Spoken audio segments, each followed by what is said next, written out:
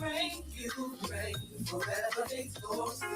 Great and mighty is our God, it's our God. Great and mighty is our God. Oh, I'm not ashamed to say it.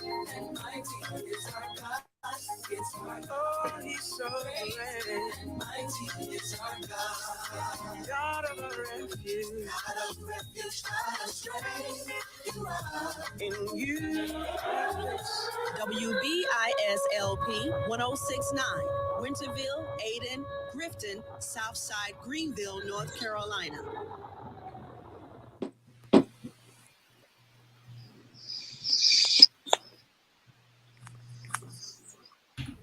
Welcome to another dynamic show. It's called Human Sex Trafficking and More with host Ronleen Kennedy. Thank you so much for joining us here on Awesome Radio, all of our social media platforms. You can also join us online at wbisawesomeradio.org. Thank you again for tuning in all day long, 24 hours a day to 106.9 Awesome Radio. Now, here's Ronleen Kennedy.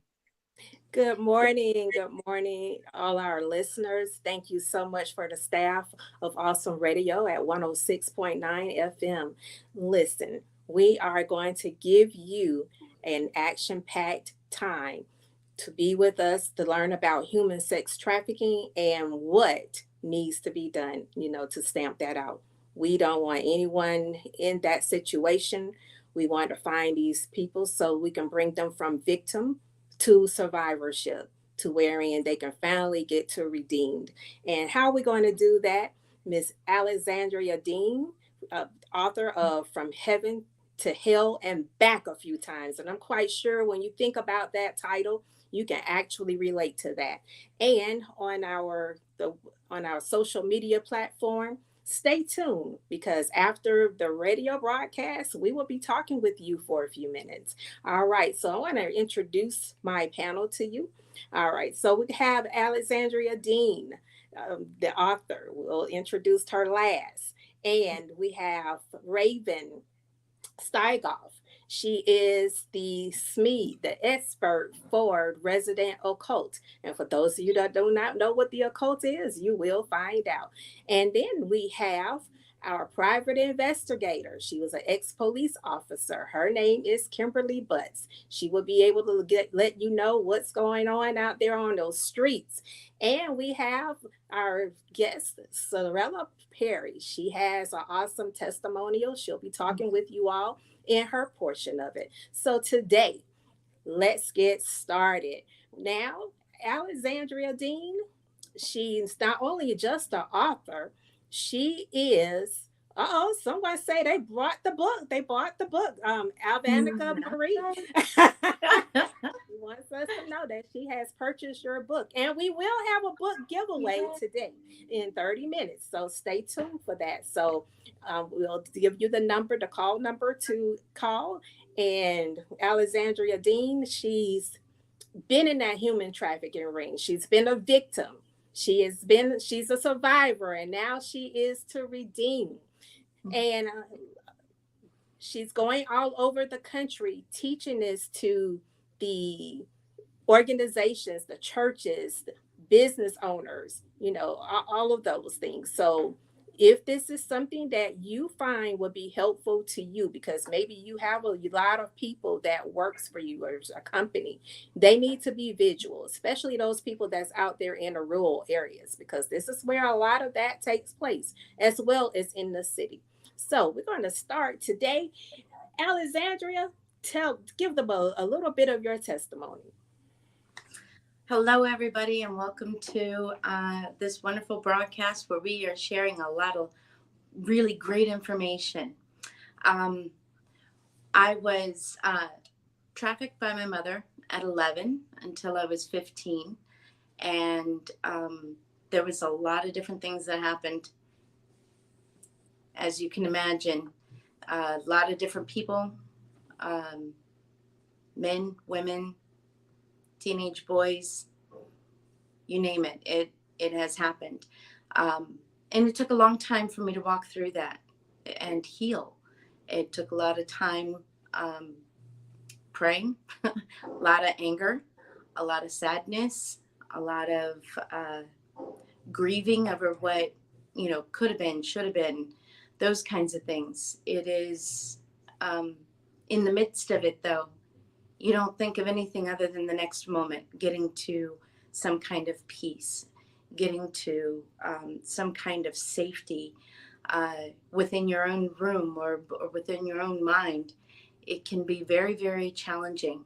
And I am here to let those that are in the midst of it know you can make it through, and you're not alone.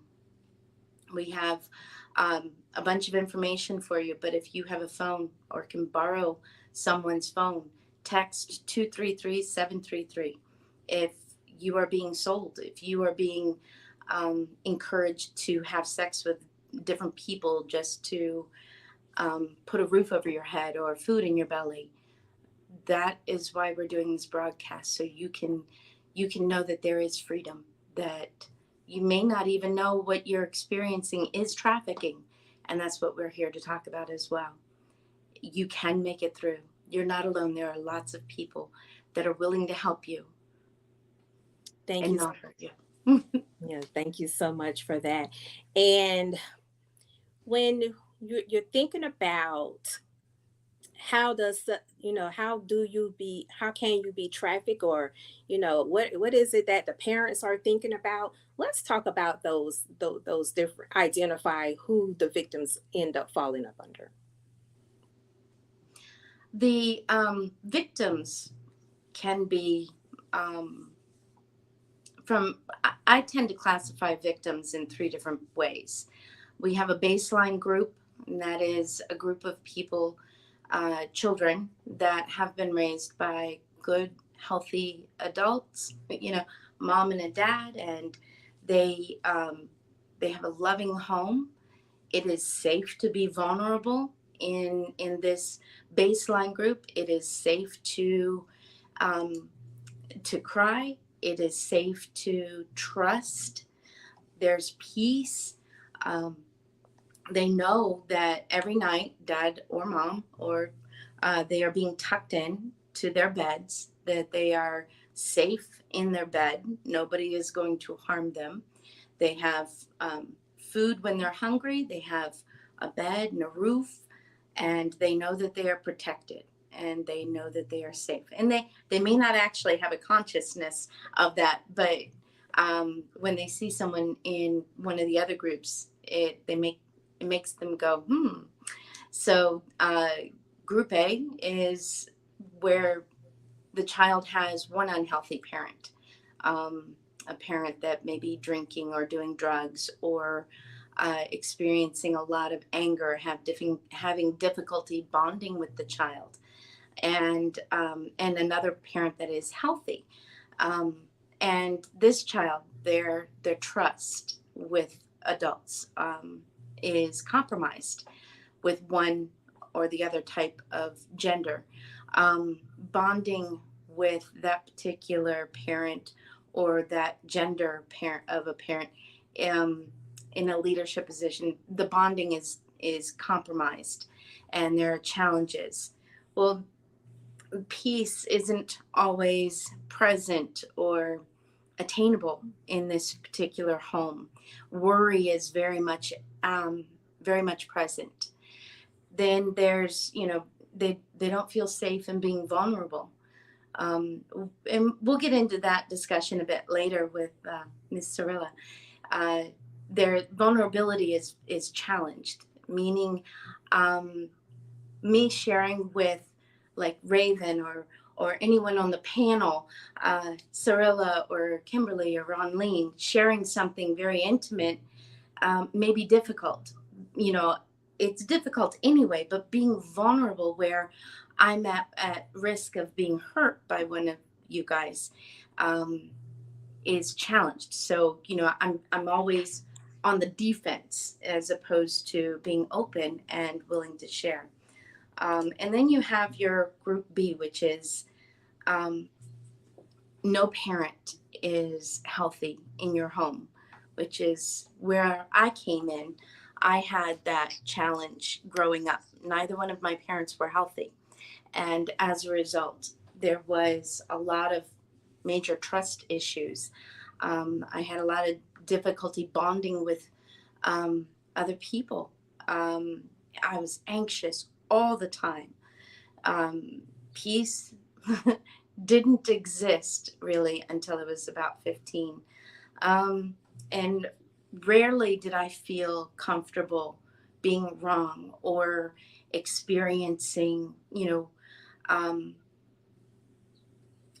a vulnerability of some sort. I couldn't be vulnerable with my friends. I couldn't be vulnerable with anyone because I was always afraid I would be hurt. And most times I was by my parents. Because my father was uh, sexually abusive as well. So both parents were unhealthy. And these are the different types of victims that we'll be talking about. Every one of these groups, whether you fit in it or, whether you fit in any of these groups, all of these groups are or have people have been trafficked from these types of backgrounds. Whether you come from a great background or whether you have, um, you know, a very difficult childhood. Uh, this does not, this crosses all genres. Gotcha.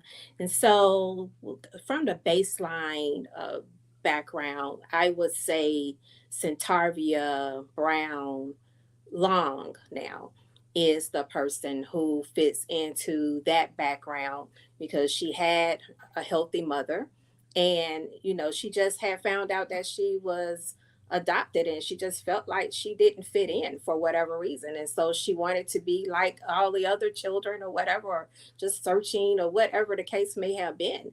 And so when you have those kind of dynamics going on, and there, she said that the people at school failed her, and she felt like her mom had failed her. Everybody had failed her, but at some point she learned how to take responsibility, and I'm thankful that she came through her time. And now we're going to transition over to Raven, who's going to talk about sex trafficking in the occult and the identity and identify what the occult is. So take it away for us. So, you really can't separate human trafficking and the occult because they really, really are intertwined and interconnected. Just to kind of clarify a little bit, so we have in uh, all worldviews or all religions, all kind of perspectives on how do we view who we are as people, the world, higher powers, those all get broken down into three categories. You have Christianity, that believes in the authority of Scripture, that believes in the salvation through Jesus Christ and Almighty God as the creator of the universe.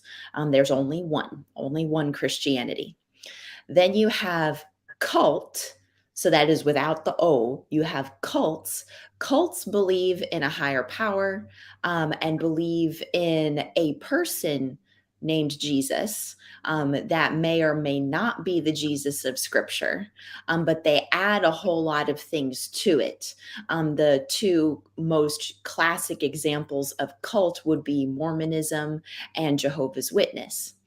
Moving beyond that, everything else, all other worldviews are occult. Occult is they have completely different definitions for if they believe in Jesus, who Jesus is. They do not believe that he is the Son of God, if he existed at all. They have other deities, other definitions of who human beings are. So if we come at it from that perspective, okay, the occult does not view human beings as divinely created by the hand of God, as scripture says. Anything in the occult then looks to twist, looks to pervert. And what makes it so powerful and so devious is that it doesn't necessarily mean we're saying that human beings are frogs, like something really obscure or really strange. It just has to twist it a little bit. So when we look at human trafficking, we're not looking at human beings as precious. We're not looking at them as unique and created in the image of God. Human beings become objects. And they're no different than a refrigerator, no different than a coffee maker or an animal. We are going to use them for whatever we choose to use them. And I was looking at some scriptures to really kind of identify this. And the one that came to mind was Jeremiah 32:35, which is in the occult. They make their sons and daughters pass through the fire to their gods, which I had not commanded, nor had it ever entered my mind that they should do this terrible thing. And that really is what the occult is, and how human trafficking and the occult are so connected. That's heavy. Would you like to weigh in on that, Sorella?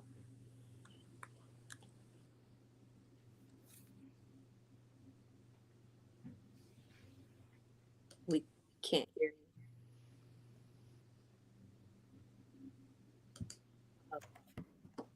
We can't hear Sorella. So, um, Kimberly, would you like to weigh in on that as a police officer? And can you hear Yes, me? like we Okay. can. Okay. So with that, you get a lot of times of the season where you feel like kids or young people are taken when it feels like it's time to make a sacrifice, or whether it's sacrificing for their sexual um, type, like whether their virginity, or sacrificing a blood sacrifice. Um, with the occult. So it is something to when your child goes missing, or also when people are being sex trafficked, when you have no other use, then you become a sacrifice. Mm. Mhm. Yes. So, Sorella, do we have you? Can you? Yeah, Okay, go ahead. I I think I apologize. didn't press the button. But it, yeah, it actually does bring some clarity if you're able to break things down to the simplest form. You know, just kind of putting things in perspective as to how things are viewed when it comes to Christianity or cult. I know a lot of people would they get it a little misconstrued thinking that they're individual people, you know, like everybody is as individuals instead of looking at things as a whole. um, but there actually has to be some type of thought process as to why this type of thing has even started. I mean, you have baseline of slavery and stuff like that. You know, keeping people in bondage, doing things um, against their will. But in these days and time, you would have thought that we would have kind of been past that by now. But the fact that over the course of time, people haven't been able to freely speak about some of the stuff that's been happening. And I think that's what's keeping a lot of the stuff underground because you're not allowed to talk about certain things because I said so in some households, you know. Um, or even if it's an adult situation, you're not allowed to defy authority. So people who get in these type of situations can get confused as to if they're even allowed to speak up, which makes it a little harder when you're allowing for them to know that there actually is help, for them, and they stay in it longer than what they need to. Yes, that is absolutely. You're right on time with that. Alexandria, would you like to weigh in on that? as well, since you Yes. lived through this? I think Raven gave an excellent explanation from a beautiful point of view, and that is from uh, the Lord's point of view, and how we.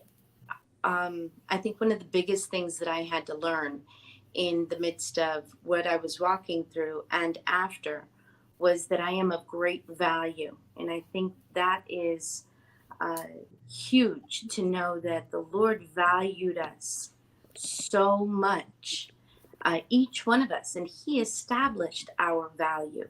And when we as people devalue each other by ruling over or, you know, treating each other so horribly, especially as in trafficking, that attacks what our view of our value. But the Lord says that we are so valuable that He sent Jesus, His only Son, to die on the cross for us, solidifying our value, because He didn't die for just one person. He didn't die for, one person and then the other person, no, not dying for you. He did it for all of us. And when we come from that perspective of we are all of extraordinary value, so much so that death can be, some one person died for our sins so that we can have that everlasting life, which isn't always easy, let me tell you. It isn't just a get out of hell free card, but it is a growing and learning process. And coming from the definition of what Raven was explaining about the what is a cult and what is the occult. Thank you very much for that definition. All right. So, Raven, I'm going to give you a few seconds to address one of the comments dealing with Judaism. Yes, that was actually a really good comment. So kudos to you for thinking that one through. So the answer is yes. Judaism actually falls into two separate categories depending on what the individual believes. So there is traditional Judaism that believes in the Old Testament as scripture authority by God. And they also believe that God is the creator of the universe, and they believe in a future Messiah, even though they don't believe that Jesus was the Messiah. You actually have a whole separate category of Judaism that is extremely occultic. And they use their history and they use scripture almost as very similar to witchcraft. It is very bizarre.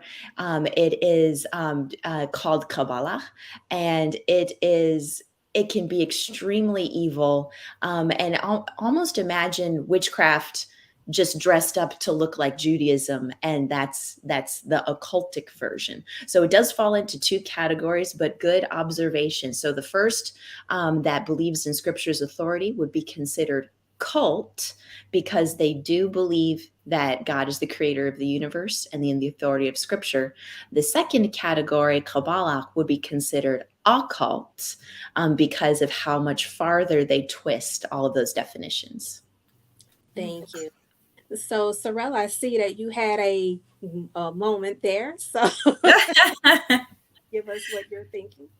Well, I know it's you don't, when you talk about sex trafficking, your mind never goes back to this place where, thought processes and belief systems, you just think of it as the actual act. And I learned something today, so it actually does put things in perspective for people who can't connect the dots as to the origins of why things get started. So that was just an aha moment for me, and my face just tells all of my emotions, so I can't turn that off. All right, talk to us about what your experiences has been as a police officer, having to remove children from the home. Give us a few minutes of that. What I've seen in my career, I've removed 6 children from their homes. 3 of them were um, based off of drugs relating to sex trafficking, for drugs and things of that nature. You find that a lot of the abusers, it uses exercise their power over the individual. So it's more so power in keeping them submissive than anything else to do your bidding. Um, we had a little girl and couldn't find out or explain why she kept getting in trouble. She kept getting in trouble. She ended up in juvenile because she was had got to fighting with her mother. And so, come to find out through her the investigation and talking with her more, her mother sold her for drugs and was selling her for drugs. Um, and she was going to do it to the little sister because one of the um, I guess one of her drug dealers or whatever said that the young girl was old enough. So he decided that he wanted her instead of the other one. So that's when the situation ensued with the parent, and the system also didn't look at the fact of why this happened, but we looked Mm. at the fact of that this wasn't just an incident where the child acted out, as opposed to trying to find out why the child acted out. And there was another situation we were there's a drug rehab center for women.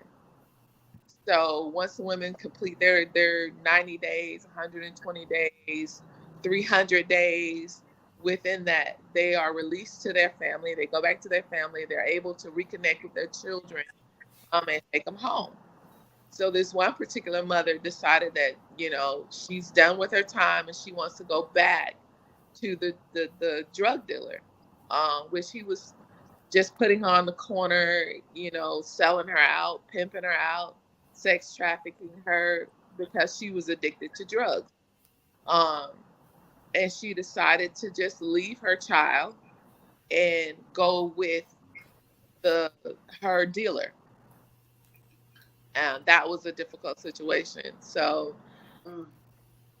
seeing the need of police officers to not only deal with the immediate situation, but to find out exactly why starts first for the first unit officer that responds to a case where there is possible sex trafficking, possible sexual abuse going on in the home or other things. So a lot of that happens with that. And I think the initial officer needs to ask more questions, would be my advice all over the United States. Ask more questions for the detective to take it further. Because just like the other two situations, there is a ultimate reason as to why um, this child would attack the mother or fight the mother or why she was leaving. Because the drug dealer was not only her drug dealer, but he was her pimp. So taking the steps to go a little further with it, um, you can eliminate a lot of this stuff and narrow it down. Just ask a couple more questions. And that would be my advice to any officer that might be looking or any person that is around something or that's a counselor. Thank you so much for that. Sorella, we're going to take just a few seconds to talk about, bring to the audience what vulnerability is. Vulnerability is just finding a space where you can feel comfortable in actions and responses and things like that. Vulnerability is one of the key things that some of the predators, I guess I'll say, actually use when they're trying to, I guess, recruit. My personal experience was a situation to where it was a Facebook hack. So the vulnerability that was used in that was it was a Facebook hack of a friend. And when you're thinking you're, talking to someone who you're close to, or you think that that's why social media has become so dangerous as of late. But you tend to um, be more open. You tend to, possibly even uh, say things or expose things that you wouldn't a normal stranger. But in this particular instance, it was a friend. Well, Um, just hold that thought because we need to do the station identification, but I definitely want to hear your story. So okay. that's the moment. You are listening to WBIS Awesome Radio 106.9 LP, and you have been listening to Human Sex Trafficking and More. And this is your host, Ronleen Kennedy. And we have in our studio today, we have our author, as well as SME for Human Sex Trafficking, Alexandria Dean. She's the author of From Heaven to Hell and Back a Few Times. And I want you to just think about that. And right now, we're having our giveaway for our book. And she has several books into the studio today, so you must call in order to get it. And the number to call is 1-252-756-2008. 252-756-2008. And again, you have been listening to the host, Ronleen Kennedy, for Human Sex Trafficking and More. And also joining our panel is Raven Steigoff. She is an occult SME expert, resident for that. And we have our private investigator, uh, Kimberly Butts, and she will be able to give you a little bit more about what the officers need to be looking for out here um, when they're going into these homes. And we'll talk a little bit about, what's going on here in the backwoods of the highways. This could be sitting right here at your front door or your back door. You need to be mindful because people want to be rescued. That's the bottom line. People want to be rescued. No one wants to be held in bondage. And then we have Sorella Perry. She also has a lot to add to the table as well. Um, has a story, and we're going to start back with her. So go ahead, Sorella, tell us about this Facebook hack. And I just want to say one thing about Facebook and all of your social media platforms. You have to answer, when you're talking with someone on those platforms, have something that you need to ask before you are engaging in a conversation with a person, because if they truly don't know you, there are things about you that only that person would know. And if they cannot answer that, then of course report that. So go ahead, Sorella, take it away. Okay. In this particular instance, like I said, it was a friend who actually knew the aspirations. And when you look at social media, you put so much of your personal life out there to where it kind of wouldn't be that hard, sometimes for people to kind of penetrate, to be able to act like they know you too. Because you tell your life story, your interests, what it is that you're engaged in, who are your friends, all that type of stuff. So this particular situation, it was her aspiration for like modeling and stuff. So there was this big, well, I found out later, there was this big um, ring that was bringing in girls through their wanting to be actresses and models and stuff like that. They ended up getting a ticket, it's out of town, we'll pay for your trip and this kind of thing. And that's how they were caught up into it. And I know I've spoken with people just in coaching and stuff like that. And the first thing you want to be able to say is, well, why didn't you just do this? Or why didn't you just do that? The first thing that they did once she got to her destination, they took her phone, they took her clothes. She literally is walking around with no shoes in a hotel. So what are you going to do? Like, you're not, most people don't remember people's phone numbers. You can say reach out on via Facebook, but you don't have a phone. You don't have internet. You don't have the tools that would allow you to connect to the world that you just left. And then also, what I noticed that kind of happened over the course of the time was it's a perception that the longer you stay, you must like it or you want to be there. Mm. And that could be further from the truth because you don't know, like on the outside looking in, you don't know what was said.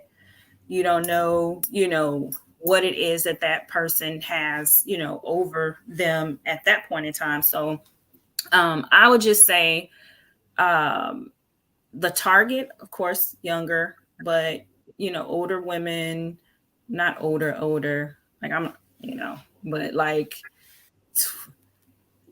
30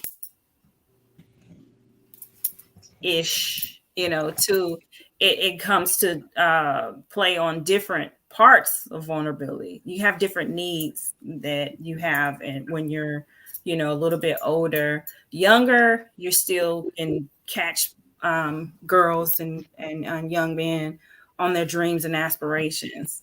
But when you get older, it's kind of like, you might not have that much of but then it might become your children or just, drugs, a pit that you're in, financial type stuff. So anything that can be held over your head to draw you in to think, okay, this would be a better situation for me. And then you find out that it's just really an entrapment. But I will definitely say, just being more careful on social media. It is harder now, especially with the AI technology and, everybody already knowing what it is that you've said about yourself. It wouldn't be hard to answer questions if people actually, follow you. But just to be more mindful. But a lot of people aren't having these conversations because they think that it's not going to happen to them.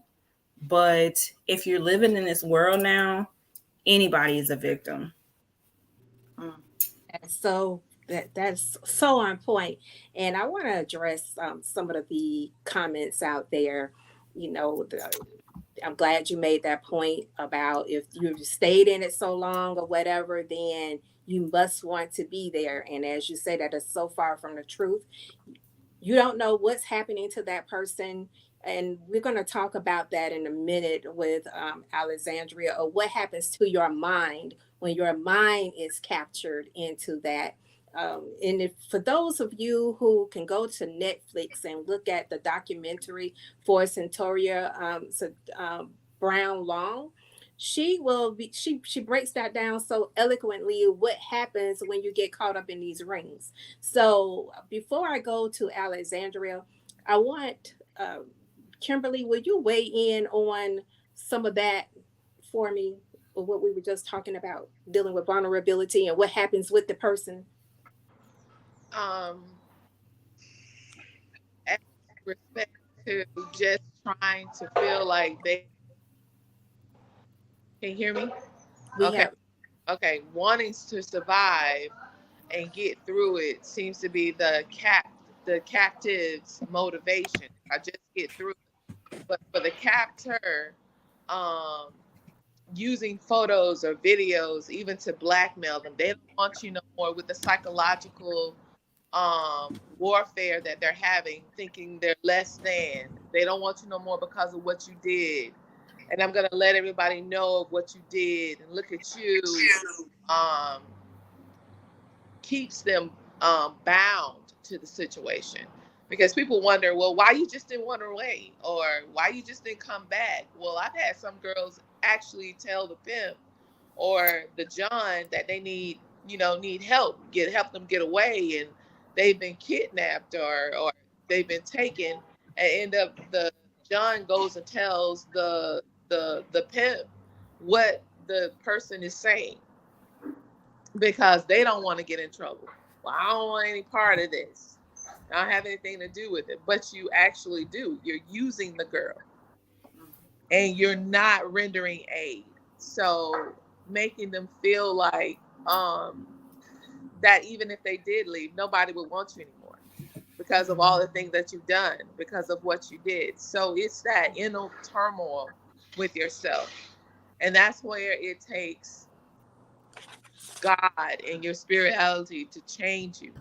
But being vigilant and aware as a cop, I think it's better to be in tune with everything as an investigator. Don't overlook the small stuff, even as to how a child might be acting or an older person might be acting.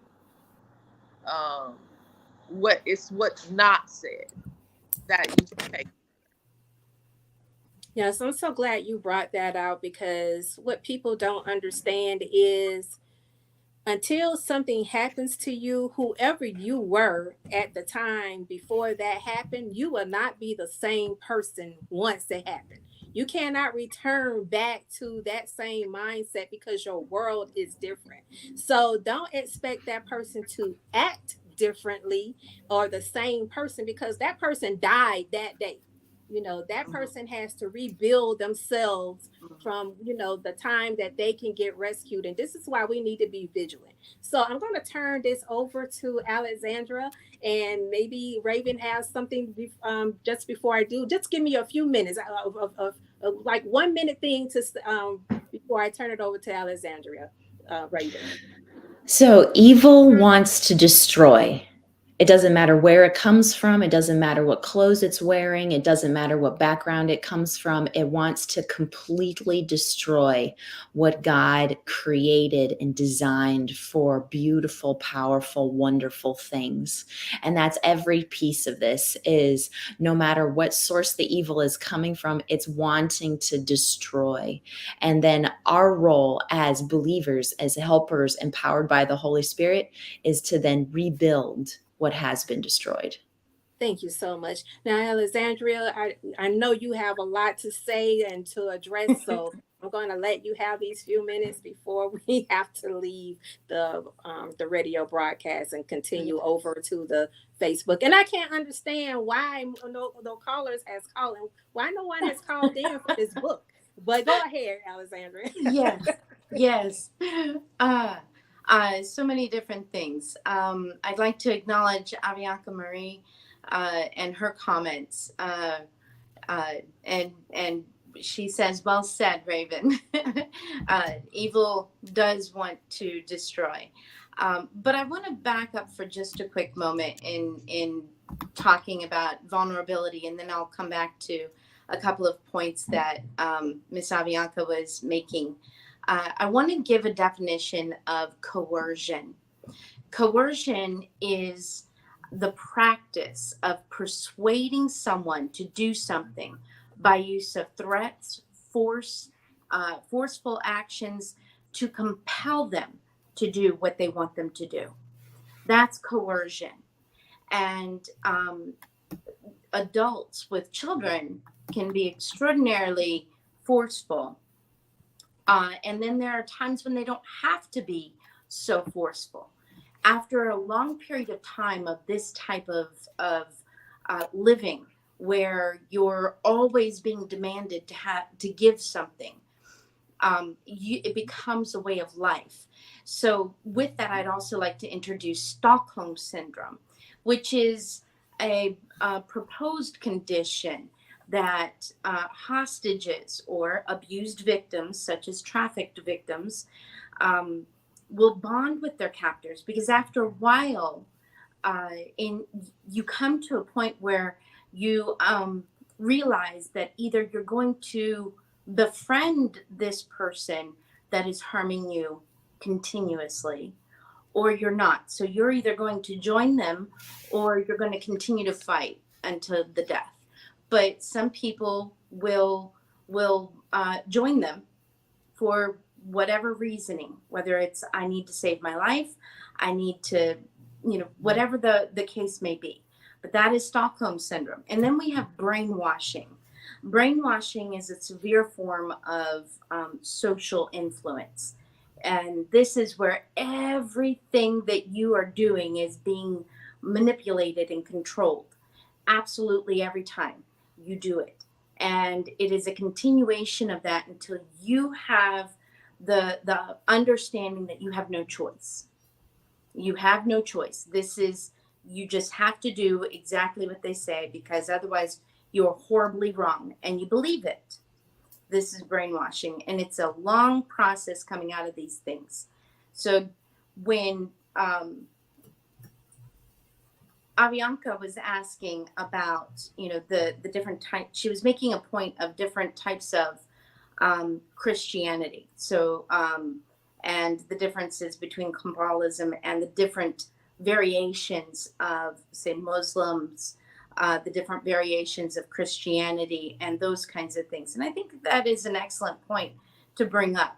And that can get kind of confusing. So I have if I may, a quick question for Raven, from what Avianca was saying. So please, Avianca, if I'm out of turn in or misinterpreting what you're asking, please make another comment and we'd love to address it. But her question is, I'd love to hear more about the connection of religion to human trafficking.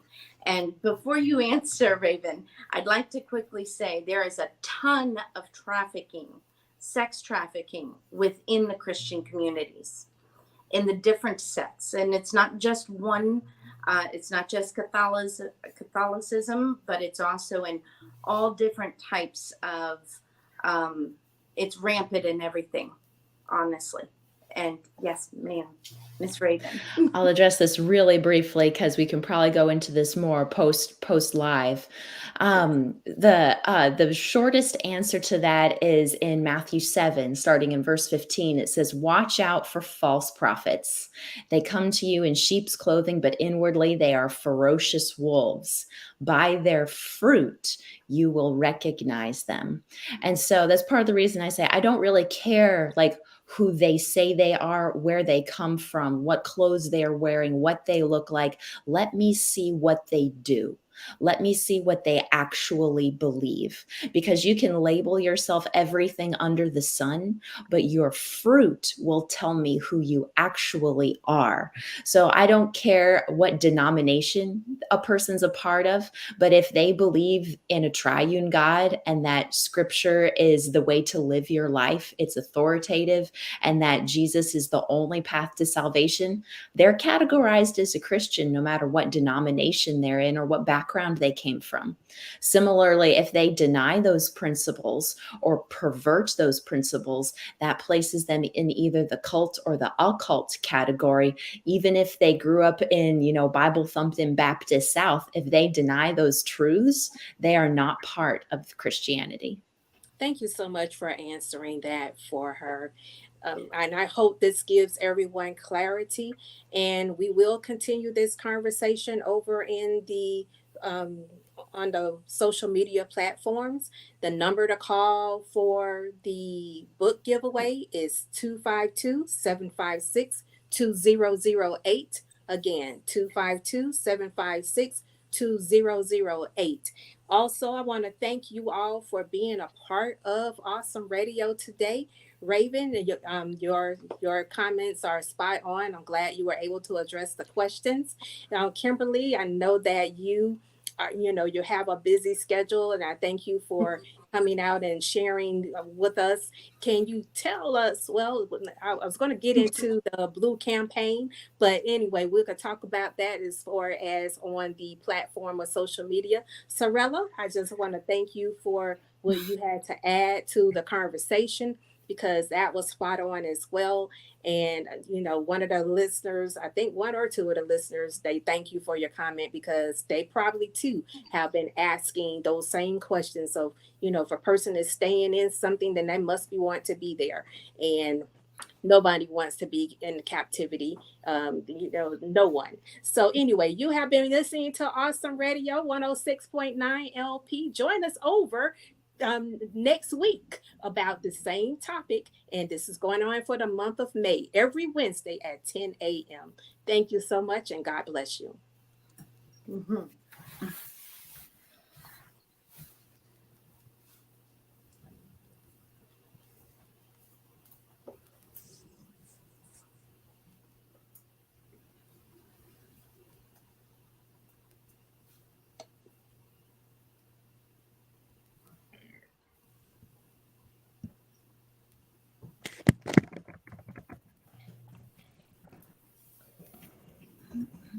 Okay, so I'm taking it that we are off the air for Awesome Radio.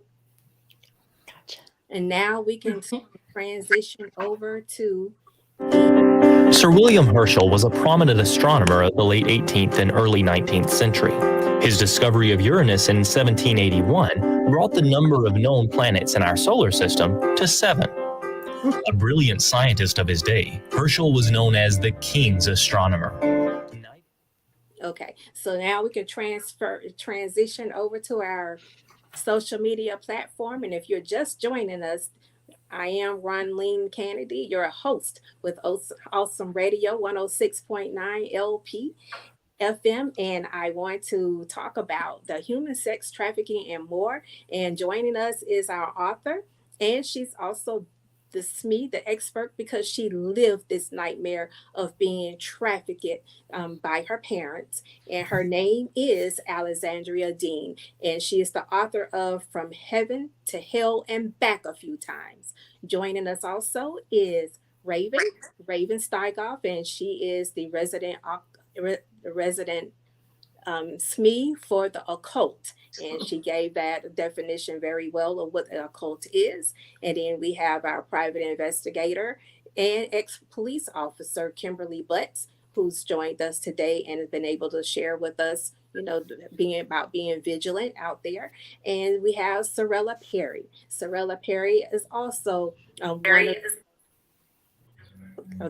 one of the people here to be able to participate in this conversation because she has a powerful testimony as well. So we're going to get started, and we do have a book giveaway. You have to call 252-756-2008. 252-756-2008 in order to get that book. We have several books to be able to give away. And we didn't get a chance to discuss about the Blue campaign and all of those, the Homeland Security and how all of that is helpful to these searches and rescues out here. So Alexandria, would you bring us into the conversation about that? And before you do, I want to let you all know that Alexandria is on a mission to be able to teach this to the organizations, churches, so that you will be able to understand what's going on. And if this thing is happening in your neighborhood or in your somehow wherever you are, it could be happening on your job. So be vigilant for these people. So go ahead, Alexandria. Yes.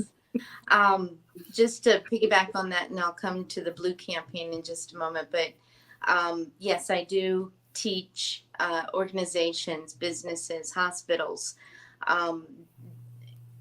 first responders of any kind, actually, on what to look at, how it is, what you're seeing, where to go if you are seeing something that just doesn't look right. So they can contact me if they'd like to on Facebook, YouTube, or on my website, alexandriadean.com. If you'd like some more information on the training, but also if people are interested in where they are, different organizations that they may be able to come in contact with. I work closely with Grindstone Ministries.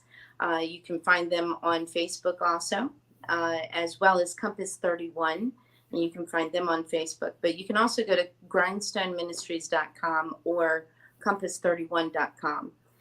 Both will take you there. And then on the West Coast, so if you're in the California area, there's another subject matter expert of human sex trafficking, Marjorie Saylor. She runs the Well Path, which is a fantastic organization. And then if you're in the Florida area, we have a couple in that area as well.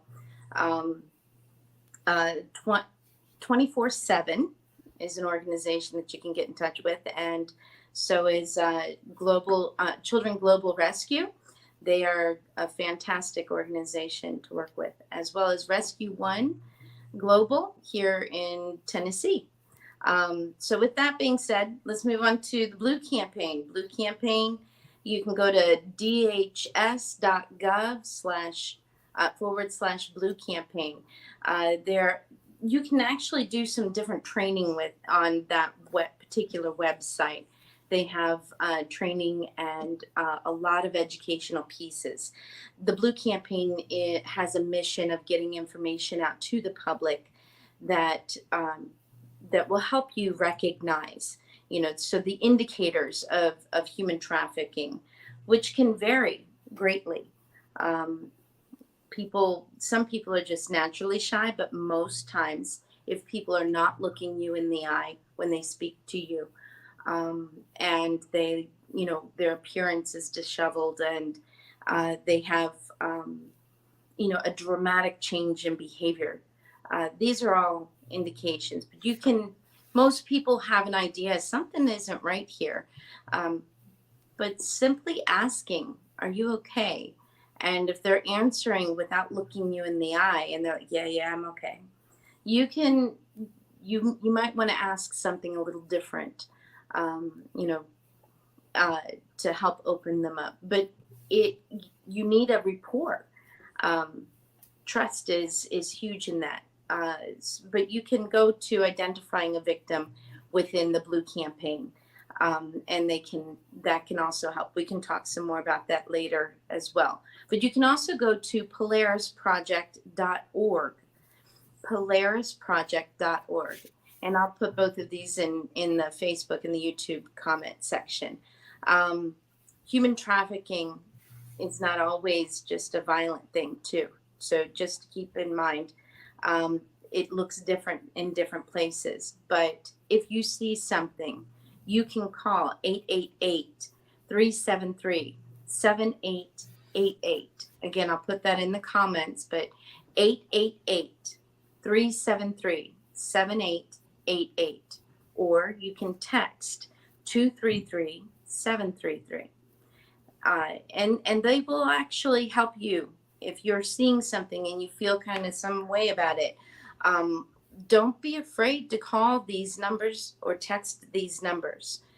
Don't be afraid to, because they are there to help. I do just ask you to be patient, because sometimes it takes them a couple minutes to get connected, and they will help you. You can go to these two websites, and there are a lot of information there. You can also bring your questions here. So, thank you so much for that. So, Raven, let's put you out of the gate here. They want to hear more about the occult, and a lot of confusion came about. One person was thinking, well, are we saying that it's the religious organizations that's responsible for the sex trafficking and things like that?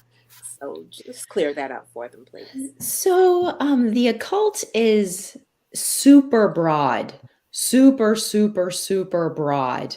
And usually when someone imagines the occult, they imagine what they see in the movies is this like really overt, dark, um, getting involved with supernatural powers. But a lot of the occult, because it's completely separated from any type of real relationship with God, it is looking to exert power over either the world or other people. And they look to expand that power in how they treat other people and how they take control of the world. Some of them, it's really, really minor in how they do it. They might be like a manipulative person, but not overtly like trying to control or assert dominance over people. But then you have the really dark, hardcore occult that is exactly what Kimberly was describing. And it is asserting your dominance and your control over others, and especially over people who are the most innocent. I think of, again, that passage that I mentioned earlier from Jeremiah, but where did it go? I had it right here. In Ezekiel 16, it says, "You slaughtered my children and offered them to idols." And that's what is happening in sex trafficking. And that's how it is so related to the occult, is that you're taking something that is beautiful and innocent and that God created to be beautiful, and you are completely destroying every kind of iota of what it was intended to be and perverting it into something completely and totally wicked. You're taking an innocent child that was created in the image of God, and you are completely destroying their world. And then you're putting them in a situation where something that was intended to be beautiful and to be good, that sexual intimacy, is now completely destroyed in their world, in how they understand things.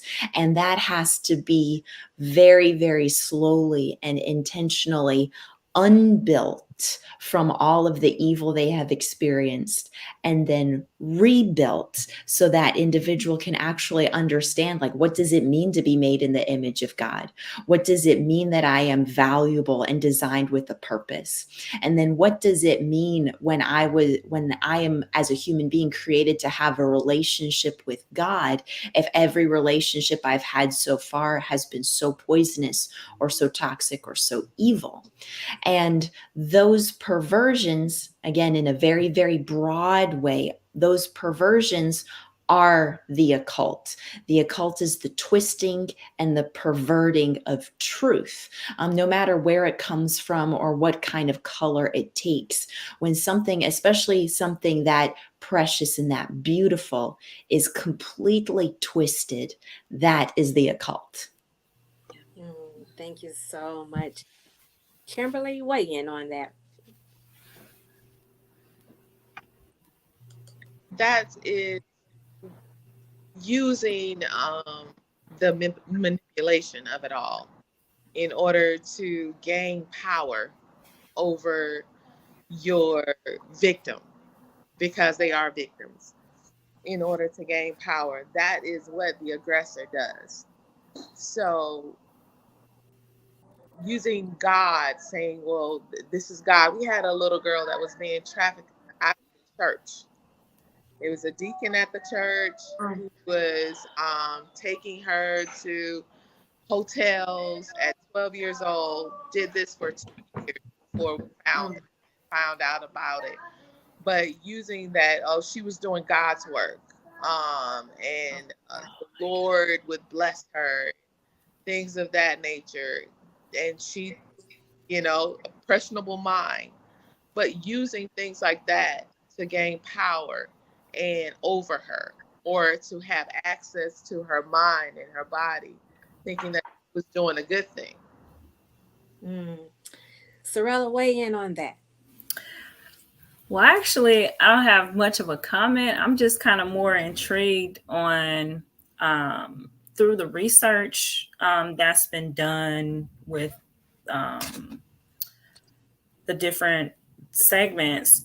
Have you found that certain tactics were being used to be able to kind of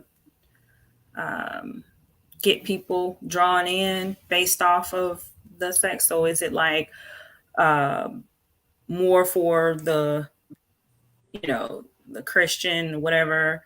Is it more work of God? Like, or like what tactics is being used? I know we hear about the people being abducted, but I know it's way more that is involved with that. Like, is there any type of research that actually has to where it's kind of broken down of what's commonly used? Are you talking? I guess that can be for really for Raven, but Yeah. but So, I well, don't know and to Kimberly.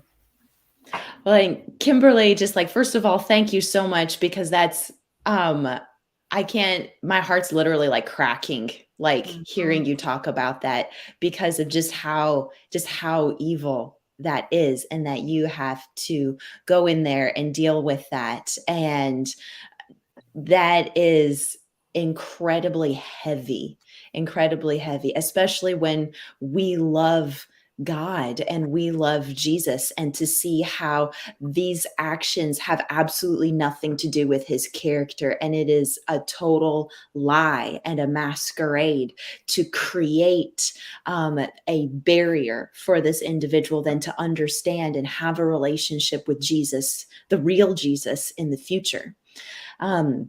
So I'd like, since you've actually had to work in there, I'd like you to address that a little bit first, Kimberly, and I'll piggyback on that afterwards. Okay. So the tactics which are using, they don't just come out of the woodworks from anywhere. What I've seen now is that they watch these girls, they watch these boys, they watch them over a period of time. They research them through Facebook. They found out what they like, what they don't like, on down to their favorite colors. So the assailant is very intelligent and in tune to what they're doing. It is a diabolical and a malicious intent, but it is thoughtful. It's thought through. So it's very planned. And what I have seen is that once they get to know what they think about these girls, even watching them go to school, what time they go to school, when they get out, what kind of after school activities it is, or whatever. And then the next step would be the to lure them in. What is the allure about it? What do they like? And once they are lured in, then it's the initial domination of power. I'm I'm I'm the person that's in charge. You're going to do what I say, and then the threats come, or else either it's blackmail, either it's physical threats of abuse, either it's going to be um okay, Food, back to the food, yeah, the rationing and things like that. things like that, or whatever they use in order to manipulate them. Oh, you won't ever see your brother again, or you won't ever see your sister again. I'm gonna go kill your parents. Whatever kind of psychological, whatever they find out about this person through research, I would love people to stop telling their whole life on Facebook and Instagram. Oh, I go to school. I play this. Yeah. I like this. I go here. They're waiting for that. You're so right about that, because Mhm. we've had, my husband and I, we travel a lot, and we've had people to go with us on during our travels or whatever, and then they'll be posting their pictures on Facebook of where we are or whatever, and we just shut it down. It's like, because we are away from home as well. When we come home, we ask God to keep our home intact or whatever. I expect it to be exactly the same way when I left. So with all of that, the home invasions and things, I don't want any parts of that. So we just shut it down. It's like, okay, you can't tell people what to do or whatever, but I can control who's with me, because it's just me and my husband and I, and we're on that same wavelength, but we can't control anyone else. So with that, because I'm a part of that travel thing or whatever. It's like, no, it'll just be he and I, and every now and then, you know, they'll just have to know the rules. And if they can't abide by the rules, it's like, hey, I'm sorry, because this is too dangerous, you know. I had a situation to wherein someone, my son's grandparents, they called and said, um, he's laying in the hospital with a broken nose and this, that, and the other, whatever. Had his grandmother so upset, you know, that you know, it had me upset as well, because I'm like, okay, well, he knows better, so you know, like, what's really going on? And it never dawned on me to give him a call to find out, like, hey, are you really laying up in the hospital or whatever? Because the reason why I didn't is because she was telling me he was in police custody. Okay, so of course they're not gonna have, you know, let him have a phone or whatever. So this is how these things are. And then when we talked like a few minutes later, I mean, when I say like a few minutes later, maybe within 3 to 5 minutes of me getting the, you know, passing by my husband, because he's the one on the phone with the grandparents, and he hands me the phone. I'm listening, and I'm like, what in the world, you know? So it goes back to whatever I was happy about moments before. I'm no longer happy because of what's that hit my ears, right? And I'm in the process wherein whatever I was about to do, it is no longer important. It was important before I left out the door. But now hearing the news, it's like, okay, what are your next steps? And this is what happens when you're in a situation to wherein you're like, okay, you were my pastor a few seconds ago and have been for the last 10 years. You know, my parents trusted you. This is why I'm here or whatever. And now you're telling me that my life is no longer my life because this is what I must do. And if I don't, you've been watching me for so long, you know all about my family. And now you're putting me in a situation to wherein you're gonna kill my family if I don't comply to whatever it is. So there's a struggle in that mindset right there. So Kimberly, while I'm talking about that, talk about that a little bit about that, because people need to understand that whoever you were before something tragic happened to you, you're not that person anymore. You checked out. Yes. I mean, and meeting people where they are, that's the most important thing, because you're frozen that moment. Dealing with people that come out of these situations even um, before they happen and how they were before, you won't find that same person after the situation. So you've got to meet them where they are, with that hurt, with that pain, allowing them to know that it's not their fault. That is definitely not their fault. We had a lady that went to the gas station to get gas, and there was a napkin in the gas handle. She grabbed the gas handle anyway, which is another avenue that they're using here in Georgia. So using the gas handle has either LSD, it's laced with LSD, it's laced with chloroform, and it penetrates the skin. So she felt dizzy. Along comes the helpful good Samaritan comes by to help her, to keep her from falling. Thankfully, she just said, "No, I'm gonna get in the car." She sat in the car and closed the door, and he went ahead and left, and she passed out in the car. But those incidents are few in between. Just think, if she didn't pass out in the car, that she allowed the man to help her, and they drive off in her with the car with her. Meeting her where she is thinking that, oh, it's my fault. I should have not touched the handle. I should have not. Who would have thought in your mind that drugs would be on the handle? No one. So you can't blame yourself for that. That's an example of that. Meeting her where she is, being gone for 3 months and suffering all types of horrific events, things that you're made to go through. Letting these people, these men and women, because young boys are being taken too. You gotta understand that. Little boy goes to practice. He goes to football practice, leave football practice. He never makes it home. 3 months later, he is not the same person. He was a shell of the person of who he was. But letting them know that it's absolutely not your fault what you're going through and being there for them. Yes, yes. Thank you so much for that. Alexandria, take that away with for the people, because you have been through so much, and I know with you having to go through this time period of, going to school, acting like everything is normal, and then when the whole time you're dreading when 6 o'clock in the evening come, because now your life of what you knew is not going to be your own, and you don't know who's going to be waiting for you on the other end of that spectrum. Yes. For me, there wasn't a normal before, because it all just kind of ran together. Because when I was 11 and the trafficking began, my introduction was my mother turned my doorknob around so that she could lock me in the room.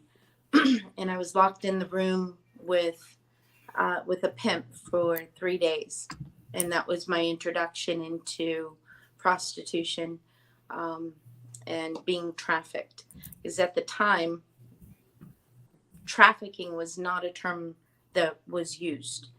That didn't come along until about 2005, 2007, where it really, there was a term for this. Words are beautiful, by the way.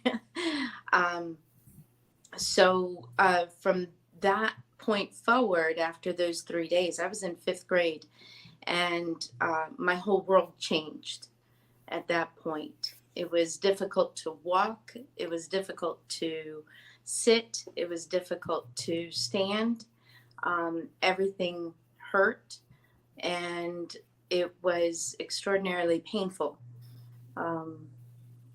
This is where teachers are vital, because 9 times out of 10, a child is protecting someone, not just themselves.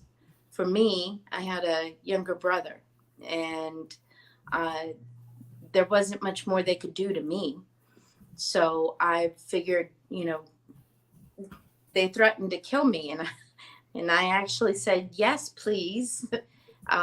Because at some point you really get to the point where it's, you've done everything. Why am I still here? From an 11-year-old standpoint, I understand now why they kept me around. But at that time, I had to protect my brother from being harmed, because they then started threatening me with him. And you're absolutely right. Little boys, teenagers, trans people, all of them are exploited, and the most vulnerable being the children. But the disenfranchised are vulnerable. They don't have a roof. They don't have a means of caring for themselves. The LGBTQ and trans communities are, ostracized in many ways. And so as a result, they are also very vulnerable to being exploited. And these are very, very, very real things, real situations. And it is imperative that we cry out for them as well. We need the people to cry out to your representatives.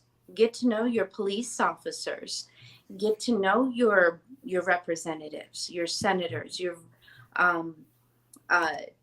the people that are making laws for us with regards to this, because we need our voice heard, and there needs to be an outcry. Where's the outcry for children? Where are the outcry for the majority of the people that are coming out of trafficking, which is the age of 26 years old. Where is the outcry?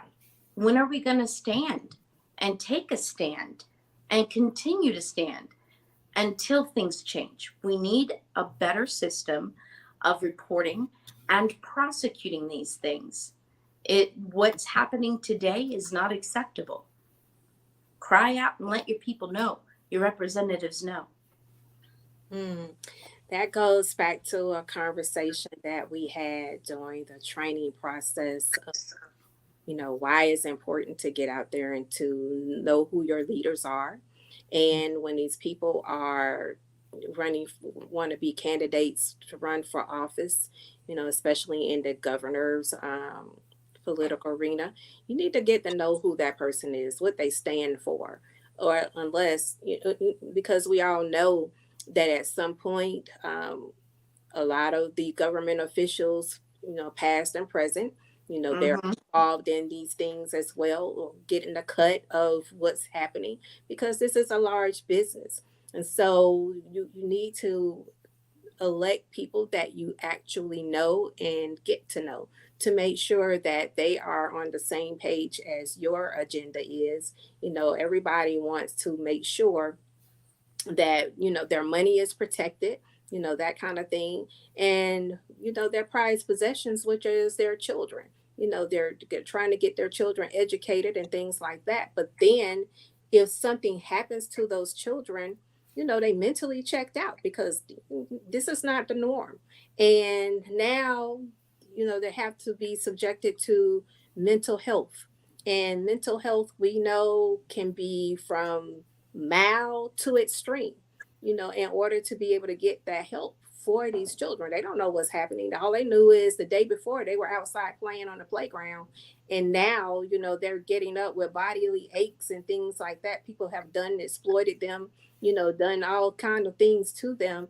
And now they're expected to function like nothing has ever happened. So Raven, I want to bring it back to you, because we want to get it to the larger scale of the tactics that goes on. But before I do, I want to add one of the tactics that's done to children. So you have these children who, are having these little gadgets, these little toys and things like that. And they want them, the parents may have said no or couldn't afford them or whatever the case may be.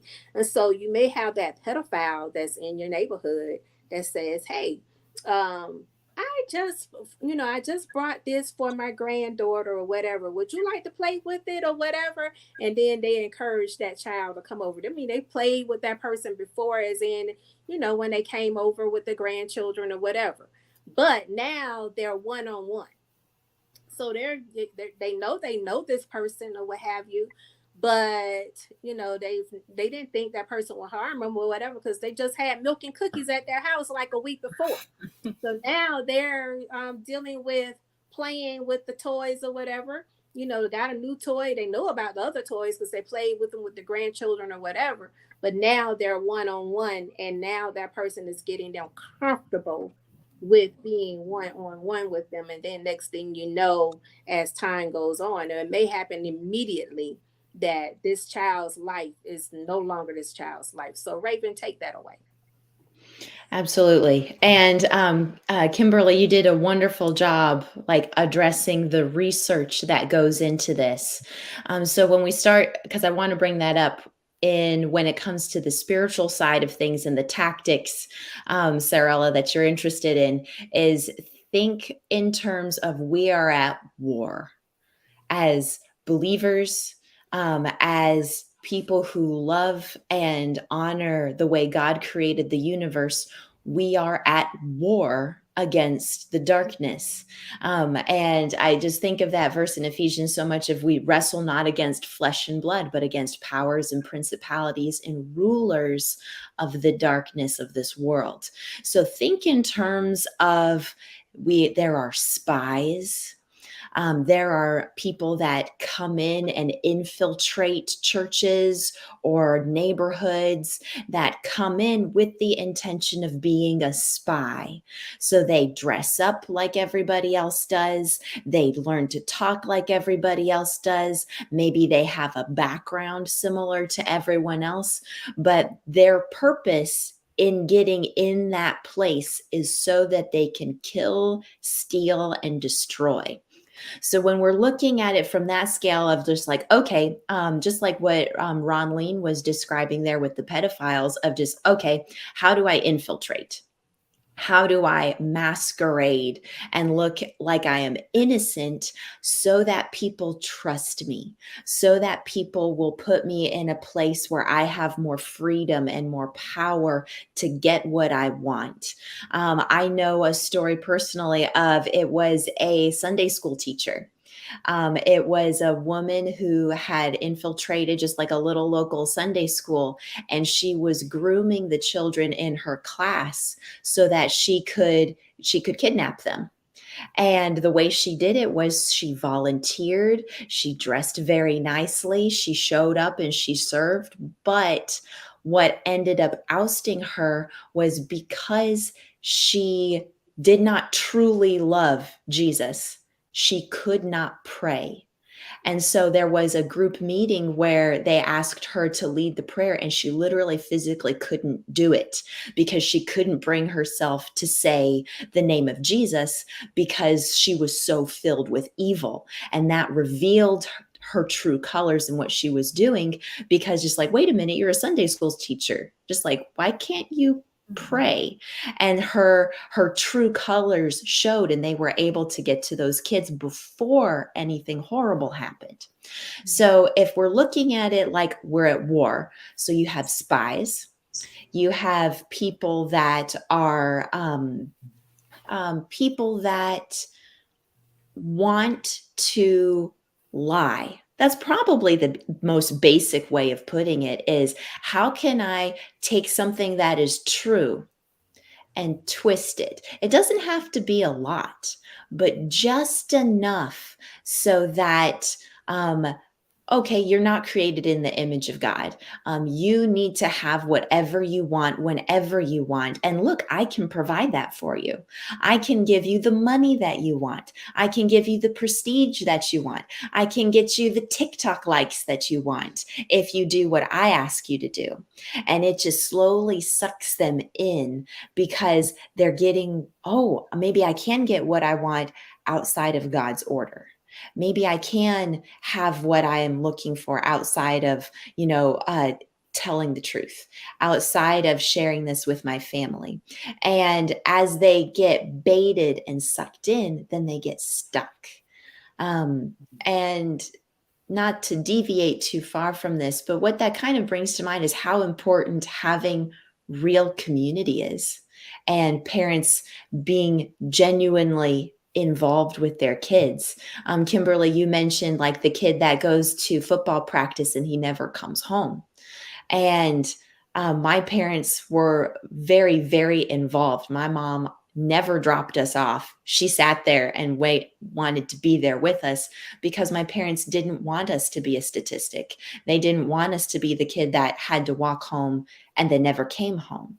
And the more involved that your family can be, so that you have a network that's looking after you, that's knowing what you're involved in. It's not perfect, but that would add more safety. Who is my kid talking to? He's talking to Joe down the street. Who's Joe down the street? Maybe I should go and meet him, and I should go have a conversation with him so that I know what my kids are actually involved with. Thank you so much. And that reminds me of what you taught me about the, I can't call the program right now, but it's where you're telling a child, if I'm not there to pick you up, then this is who's going to pick you up. If that's not the person that's picking you up, then you need to be calling somebody. Don't go with them. So what's the name of that program to tell the audience? So that was the company is called the Safe Side, and I grew up calling it Safe Side Super Chick. It is a program that is developed for children, so it's designed to be fun and kind of cartoony, but it's extremely informative for children, and then for the parents to be watching it with the children, because it's a series of safety measures of here's things, practical things that you as a family can do to prevent things from happening, to prevent your child from becoming a statistic. The specific thing you're referencing, Ronleen, is that one of the protocols is, as a family, you come together and you decide who are the 3 people that are the safe people outside of the family. It might be, grandma, it might be an aunt, it might be a teacher, but these 3 people are, if something happens, you can go to them. If they come to you and say, oh, something, I'm here to pick you up from school, those 3 people you're allowed to trust. But anybody, it doesn't matter how well you know them, it doesn't matter how many conversations you've had with them, anybody outside of those 3 people is a danger zone, because they might be lying. They might be deliberately trying to infiltrate and masquerade so that they can perform a kidnapping, take a child away. But if you don't have those 3 people actually established who you can trust, you don't know this is safe, this is not safe. It's just all vague. So it takes that vagueness out. And again, that program is the Safe Side. The cartoon is called Safe Side Super Chick, and I think it's free on YouTube. So you can just do a YouTube search and enjoy all of those resources. Well, thank you so much. I really appreciate that. And Kimberly, I thank you for your comments as well, with that, breaking it all down for us. And Sorella, I thank you for wanting to know more, because this is important to be able to understand, you know, there's so many myths out here to this thing or whatever. And unless it happens to you, a person will not really get the gist of it, but your help is still needed. There are people out here that wants to be rescued. They need to be rescued. They need to be able to, just think about, if you put yourself into that space, would you want someone to come look for you? So thank you all so much. And for those of you that just joined us, mm, you've been listening to WBISLP Awesome Radio's 106.9 FM. And I just want to tell you all, thank you so much for joining us on the social media platform. And Alexandra, just wrap it up for us for the last word. Thank you very much. And Raven, I was going to ask you to speak to that. So Ronleen and Raven we were all on the same page. And I personally want to thank each one of our guests today, Kimberly and Sorella and Raven. Thank you so much for showing up, for being here, for sharing all the good information and making some incredible points. Thank you all. And Ronleen, I thank you for doing this interview and having us every Wednesday.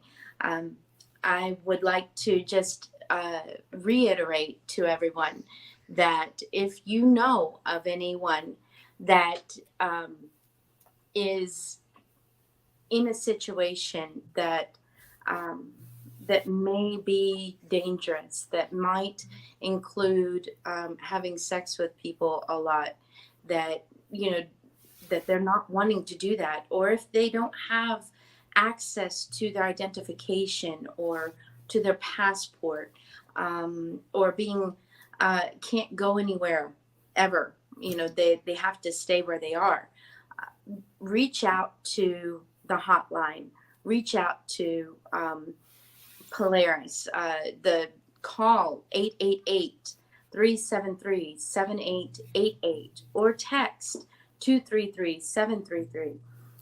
You can always ask them questions. This is what I'm looking at. Is this trafficking?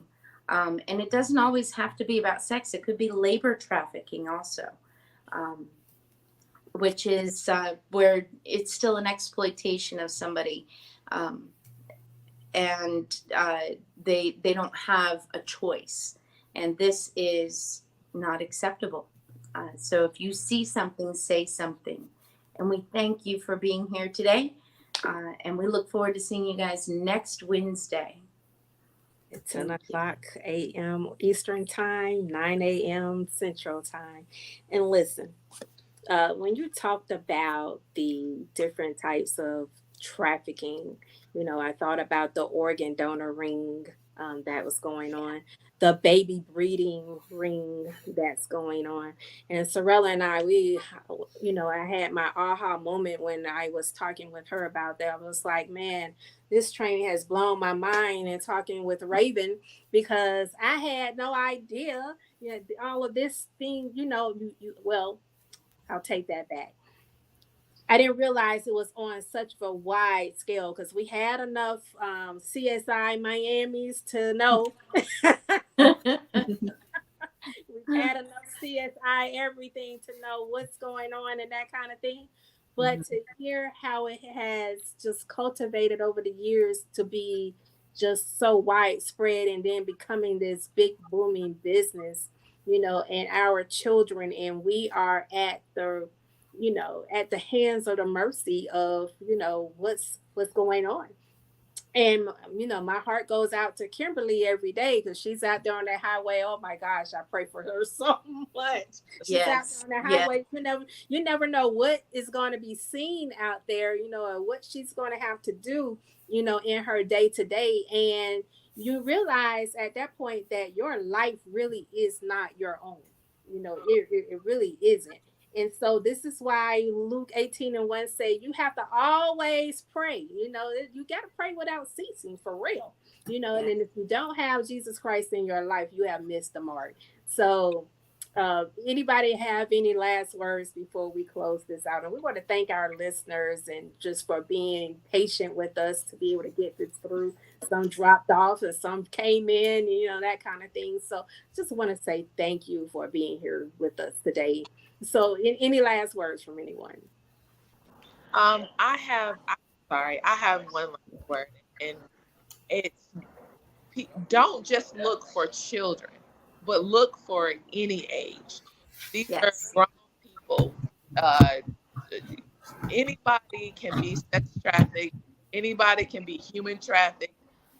Say something. See something. Say something. If something doesn't look right, please report it. So. Well said. And something that I wanted to do, just since we're at the end, is because we went through a lot of information, and a lot of it's really heavy and really dark. But don't ever, ever forget that the light doesn't ask the darkness permission to get out of the way.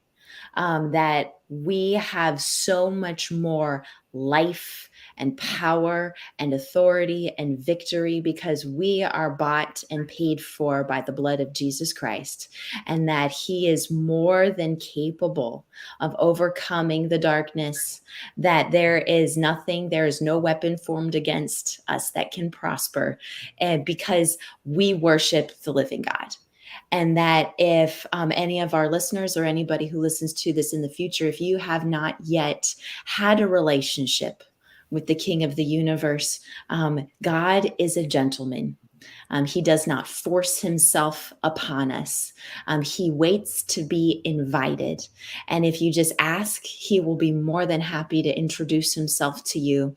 And through him, healing is possible. Victory is possible. There is no past and there is no history that is so dark, so black, or so strong that with the power of the Messiah, you can overcome it. And all he asks is that you just invite him, and he'll be more than willing to introduce himself. Oh, so well said. That's so spot on. Sorella, would you like anything else to say?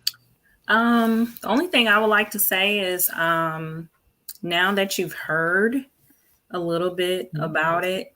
You know, some of the things is out of sight, out of mind, but you don't want to wait until, you know, something like this happens to somebody close to you.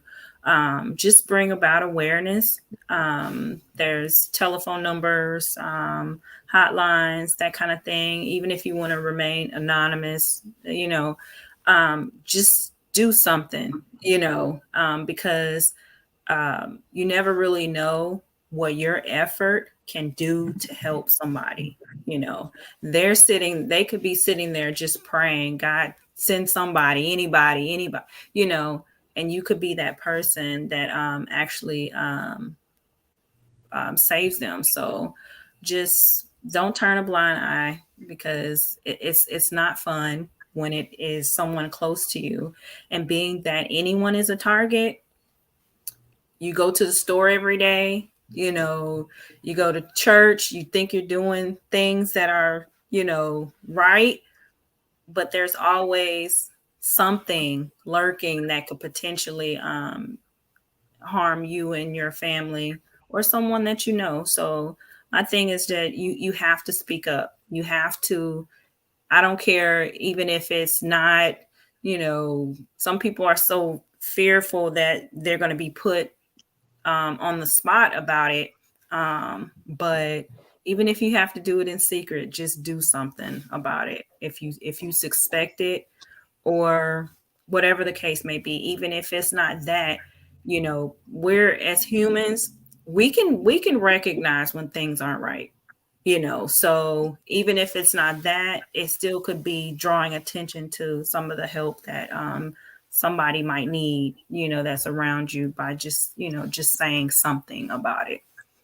Because I plan to you know, be a voice. Um